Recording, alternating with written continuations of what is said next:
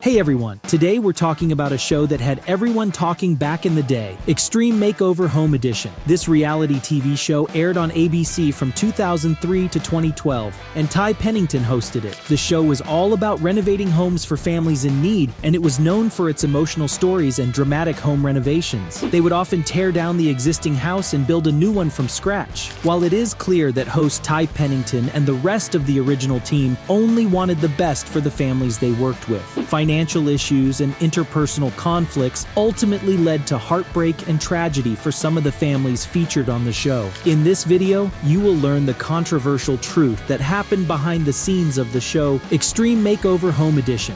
There's no doubt that the show pulled on our heartstrings, with each episode featuring a struggling family in need and getting a new start. But was this done for ratings? According to CBS News, producers sought out the saddest stories and showed interest in certain illnesses and diseases. Secret memos revealed that the show was looking for families who have children with Down syndrome, a child with a rare condition that caused rapid aging and death, and a parent who's diagnosed with Lou Gehrig's disease. Sadly, even a feel-good show like Extreme Makeover Home Edition is not immune to people trying to scam the system. The organizers thoroughly background checked the participants, but it's possible that one family embellished or even fabricated the truth to improve their chances of being chosen. In 2009, the show chose Chuck and Terry Serta to participate after Terry claimed that she and their two daughters, Molly and Maggie, suffered from severe immune deficiencies, necessitating constant mask wearing. The Serta family received a massive house with a high-quality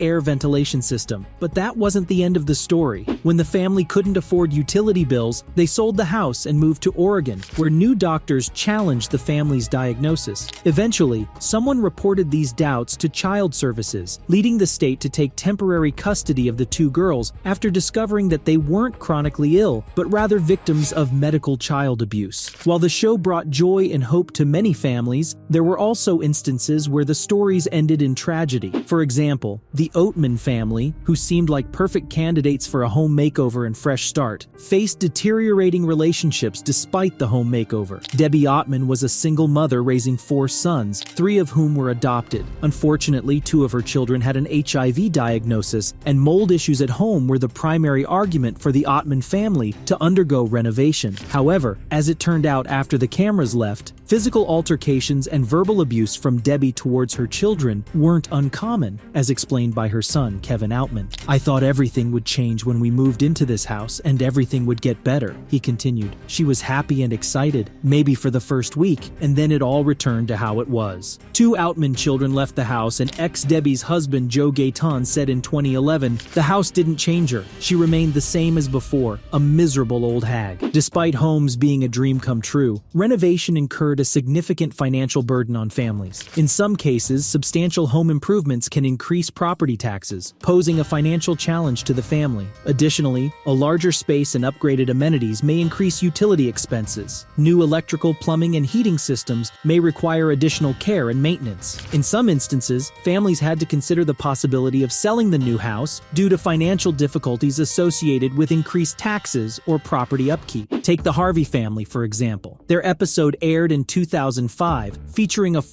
289-square-foot house the Extreme Makeover Home Edition team designed for the family. However, the bank foreclosed on it and auctioned it off 6 years later. The St. Augustine Record states that the Harveys only received the house from the show, not any financial assistance or money, leading to its eventual foreclosure. William and India Dickinson are one of the families that couldn't keep their new home. They filed for bankruptcy, saying they owed creditors between $100,000 and $500,000. In contrast, others seized the opportunity to sell the property for profit rather than reside there. After renovations and additions, homeowners could put their houses on the market and make quick money. Also, their association with being featured on Extreme Makeover Home Edition facilitated profit through the show. The most striking aspect of this show is the speed at which renovations and construction occur. Designers, contractors, and laborers have only a week to renovate or rebuild an entire house. While enthralling fans with their swift execution, designers, contractors, and laborers should be noted for explicitly performing some of these actions attractions for television effect. If they didn't finish the renovation by the end, they focused on making it presentable for demonstration to families on the show, even if it still needed to be completed. It was the case with the Yazzie family, who lived in a trailer on the Navajo reservation without plumbing or electricity before the show. Their new house was equipped with new solar technologies, eliminating worries about paying the next electricity bill. However, 5 months post-renovation, issues arose due to poor construction work. The irrigation system malfunctioned and heating problems emerged. Though ABC sent someone for minor repairs, the Yazzie family was left to fix the rest themselves. Over the years, the show garnered headlines, but nothing grabbed fans' attention as much as the show getting sued. And it didn't happen just once, and it happened twice. The first was the Higgins family, consisting of 5 orphans who lived with Phil and Loki Leomiti after their parents died. They built the house for them and the Leomiti family, who had taken them in. The show built them a mansion with 9 bedrooms, even providing new cars and groceries. However, after the cameras left, everything fell apart. According to the Higgins children, the Leomiti family started an organized campaign to evict them from the new house. Allegedly, the family used racial and verbal abuse, as well as physical violence, to drive the orphans out. The Higgins children moved out and promptly filed a lawsuit against ABC, claiming that ABC had promised them a house not registered in their name. The eldest brother, Charles Higgins, explained, "They promised us a new home, but they broke that promise." Although ABC didn't make an official statement, they reminded fans that the show intended to build a house for the Leomiti family, who took in the orphan children. The Higgins children weren't the only ones who sued the show. The same happened with Devonda and James Friday, who adopted 5 siblings to keep them together. After receiving a new house, they evicted the children and sent them to foster care. The 2 eldest children, Chris and Kamaya, revealed that their adoption was motivated by money and the desire to get on the show. "I love them like my real parents," said Chris. "What they did to us was just wrong." Kamaya said, "You gave me away. Parents don't do that."